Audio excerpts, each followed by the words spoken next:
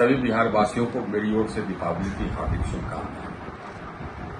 आप सभी सपरिवार स्वस्थ रहें, सुखी रहें और खूब तरक्की करें, ऐसी मेरी ईश्वर से कामना है।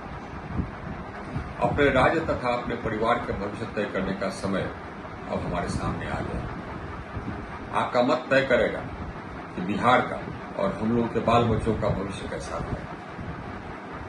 यदि आप बिहार और अपने बाल बच्चों का भविष्य उज्जवल देखना चाहते हैं तो मेरा आपसे निवेदन होगा कि किसी भी आपराधिक पृष्ठभूमि के व्यक्ति अथवा भ्रष्ट व्यक्ति को वोट नहीं दें, भले ही वो व्यक्ति आपके जात का ही क्यों नहीं। यदि आपके सामने जितने भी उम्मीदवार हैं वो सभी भ्रष्ट और क्रिमिनल प्रकृति के या क्रिमिनल पृष्ठभूमि के हैं तो बेहतर होगा कि अपना मत आप नोटा को दें। ऐसे व्यक्ति को वोट देने से बेहतर यही होगा। यदि आप आपराधिक पृष्ठभूमि के अथवा भ्रष्ट व्यक्ति को अपना वोट देंगे तो बिहार से कभी भी अपराध और भ्रष्टाचार का खात्मा नहीं होगा। बिहार कभी प्रगति नहीं करेगा और हमारे बाल बच्चों को बाहर जाकर के ही अपनी रोजी रोटी कमानी होगी, क्योंकि कोई उद्योग यहां आएगा नहीं।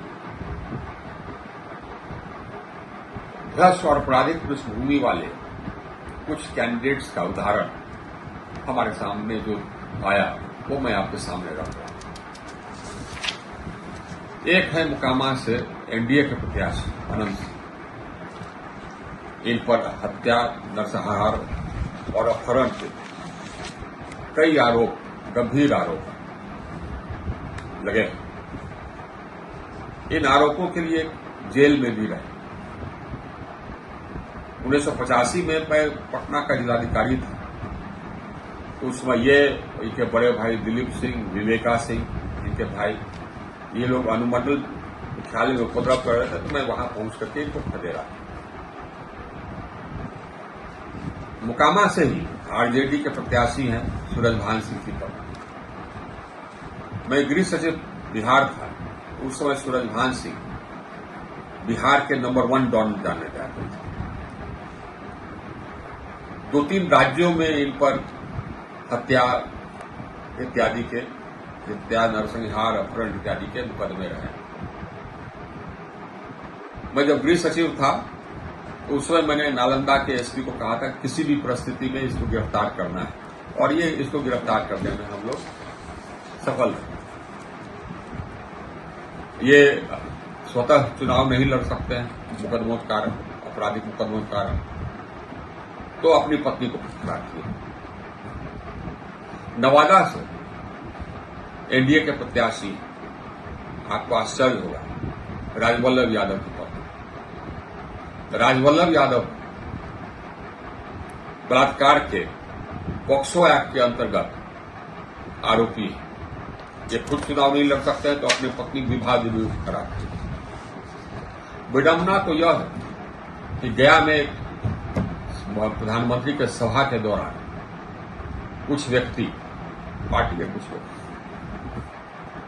इनके पत्नी को मंच पर ले जाकर के उनका माल्यार्पण प्रधानमंत्री से कराया। ये शर्म की बात थी। रघुनाथपुर से आरजेडी के प्रत्याशी हैं शहाबुद्दीन के बेटे ओसामा। शहाबुद्दीन एक दुर्दांत अपराधी थे, वो पूरा बिहार जानता था। इन पर हत्या के कई आरोप थे। उन्हीं के सुपुत्र है ओसामा। तारापुर से एनडीए के प्रत्याशी हैं सम्राट चौधरी। इन पर एक पार्टी ने, बिहार की एक पॉलिटिकल पार्टी ने हत्या का आरोप और उम्र के सर्टिफिकेट में जालसाजी कर बेल पर आने का आरोप खुला लगाया, और ये आज तक उसका जवाब नहीं दे सके। ऐसे हैं एनडीए के प्रत्याशी तारापुर से सम्राट चौधरी।